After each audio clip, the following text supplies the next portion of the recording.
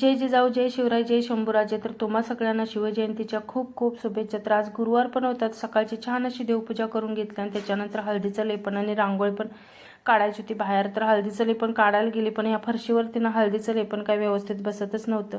कसं बसं लेपन करून घेतलं आणि त्याच्यानंतर मग रांगोळी वगैरे काढून हळदी कुंकवानं अगरबत्ती लावून घेतली. छान अशी मग उंबरठ्याची पूजा करून घेतली. त्याच्यानंतर मग दुपारच्या जेवणाची तयारी करायला घेतलेली. तर छोले मी रात्रीच भिजत घातलेले होते, त्याची भाजी करून घेतली. नंतर मग इथं पुलाव पण तडका टाकलेला होता. कुकरला ढक्कन लावून दिलं आणि त्याच्यानंतर मग चपात्या वगैरे लाटून घेतल्या.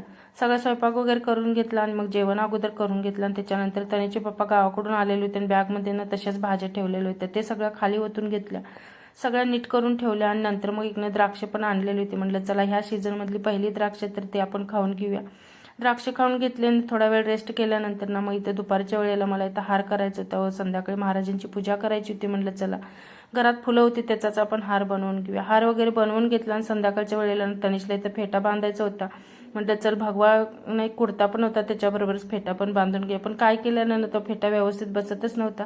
कसं कसं तनिषच्या पप्पाने ते व्यवस्थित बसवून घेतला. त्याच्यानंतर तिघं पण छान असं तयार झालो. तनिषचं इकडनं शिवगर्जना इथं पाठ करायचं चालू होतं. तर त्याचं पाठ झाल्यानंतर ना मग इथं फोटोची पूजा करायला घेतलेली.